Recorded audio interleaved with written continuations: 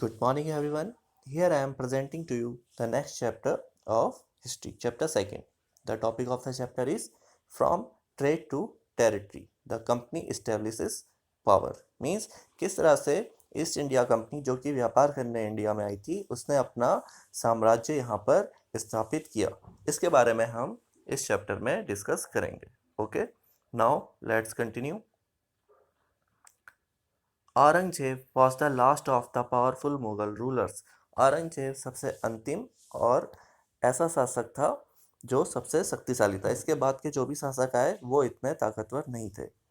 He established control over a very large part of the territory that is known as India. उसने भारत के बहुत बड़े हिस्से पे अपना साम्राज्य कायम कर रखा था। After his death in 707, many Mughal governors and big zamindars began asserting their authority and establishing regional kingdom. और उसकी मौत के बाद जो वहाँ के सूबेदार थे, जमींदार थे, छोटे छोटे घराने थे, उन्होंने अपने अपने साम्राज्य स्थापित किए। As powerful regional kingdoms emerged in various parts of India. और इसी तरह से इंडिया के अलग अलग भागों में कुछ छोटे छोटे मजबूत राज्य निकलकर सामने आए। Delhi could no longer function as an effective center. और दिल्ली उस समय एक इफेक्टिव सेंटर के रूप में काम नहीं कर पा रहा था क्योंकि उसके कंट्रोल में बहुत सारी चीज़ें अब नहीं रह गई थी। By the second half of the 18th century, however, a new power was emerging on the political horizon, the British. और इसी के साथ एक नई तरह की पावर जो कि ब्रिटिश पावर थी वो अब उभरने लगी थी। Did you know that the British originally came as a small trading company and were reluctant to acquire territories? क्या आप जानते हैं कि ये जो ब्रिटिश इस शुरुआत में यहाँ पर आए थे वो एक छोटी सी कंपनी के रूप में आए थे जो कि यहाँ व्यापार करना चाहती थी और किस तरह से उन्होंने यहाँ पर धीरे धीरे कब्जा करना शुरू किया। How then did they come to be a master of vast empire? और कैसे वो इतने बड़े साम्राज्य के मालिक बन गए? In this chapter you will see how this came about. इस चैप्टर में हम देखेंगे कि ये सब कैसे हो पाए। Okay? Here is a figure which is Bahadur Shah Jafar and his son being arrested by Captain Hudson. यहाँ पर एक चित्र दिखाया गया है। इसमें जो आखिरी नवाब थे मुगल बादशाह बहादुर शाह जफर को अंग्रेजों के द्वारा कैद करते हुए दिखाया गया है जिसमें उनका पुत्र भी शामिल है। Okay, now here is a map which shows routes to India to the 18th century कि कैसे 18th सेंचुरी में अलग अलग तरीकों से भारत में लोग आया करते थे। यहाँ पे समुद्री रास्ते दिखाए गए हैं लाइन से जो कि इंडिया के रूट को दिखाते हैं। Okay, now east India company comes east, यानी किस तरह से ईस्ट इंडिया कंपनी पूर्व में पहुंची। In 1600, the East India Company acquired a charter from the ruler of England. 1600 में ईस्ट इंडिया कंपनी ने इंग्लैंड की महारानी से एक आदेश प्राप्त किया। Queen Elizabeth first granting it the sole right to trade with the East, और उन्होंने ईस्ट के साथ व्यापार करने को मंजूरी दी। This mean that no other trading group in England could compete with East India Company. इसका मतलब ये था कि इंडिया में इंग्लैंड की कोई भी दूसरी कंपनी ईस्ट इंडिया कंपनी से मुकाबला नहीं कर सकती थी। With this charter the company could venture across the ocean, और इसी अध्यादेश के माध्यम से कंपनी सागर से होते हुए भारत पहुंची। Looking for new lands from which it could buy goods at a cheap price and carry them back to Europe to sell at higher price.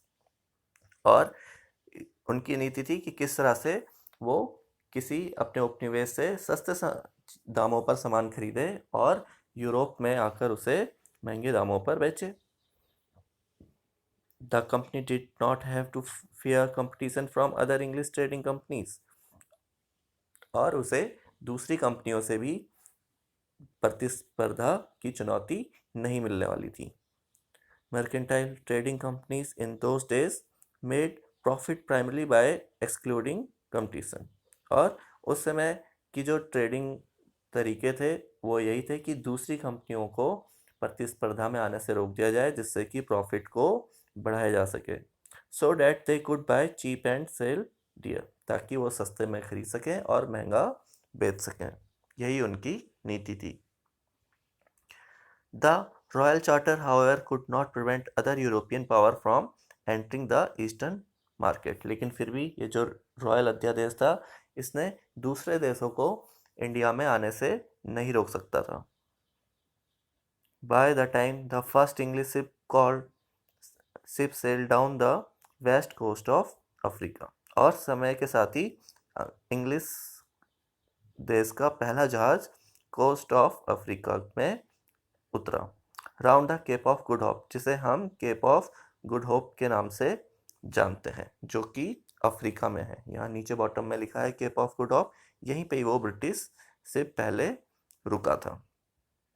Then and cross the Indian Ocean, और उसके बाद उसने Indian Ocean को cross किया। The Portuguese had already establish their presence in the western coast of India, और England के आने से पहले जो डच थे, पुर्तगीज थे, वो पहले ही यहाँ पर इंडिया में अपना अधिकार जमा चुके थे।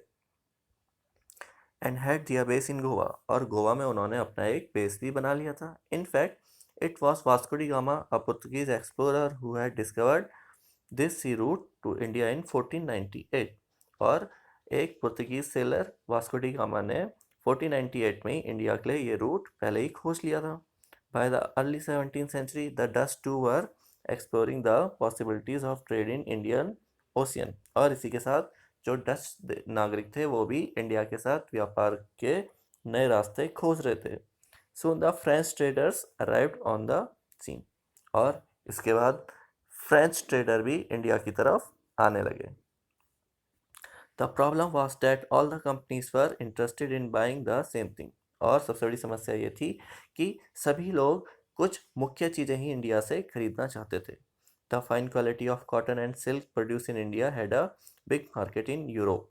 Paper, cloves, cardamom, cinnamon too were in great demand, और यहाँ पे जो भी कपास, रेशम, इसके साथ काली मिर्च, लौंग, दालचीनी इत्यादि आदि मसाले जो भी होते थे, उनकी यूरोप में बहुत ज़्यादा डिमांड रहती थी। Competition amongst the European company inevitably pushed up the prices at which these goods could be purchase, और वहाँ पर ये काफ़ी महंगे दामों में इनको बेचते थे। And this reduce the profit that could be earn, लेकिन कंपटीशन की वजह से ये उनको काफ़ी कम प्रॉफिट ही अभी हो पा रहा था। The only way the trading companies could flourish was by eliminating rival competitor, और अपना प्रॉफिट बढ़ाने का एक ही तरीका था कि वो दूसरे अपने कॉम्पिटिटर को यहाँ से भगा दें। The urge to secure market therefore led to fierce battle between the trading companies, और इसी तरह से अपने व्यापार को सुरक्षित रखने के लिए इन कॉम्पिटिटर के बीच में काफ़ी लड़ाइयाँ लड़ी गई। Through the 17th and 18th century, they regularly sank each other's ship, blockaded routes, and prevented rival ships from moving with supplies of good trade was carried on with arms, and trading posts were protected through fortification, और इस काम को करने के लिए काफ़ी लड़ाइयाँ लड़ी गई। इसके लिए वो अपने विरोधी के जहाज को डुबो दिया करते थे और बंदरगाह पे किलाबंदी कर देते थे, जिससे उनका सामान यहाँ पर ना उतरने पाए।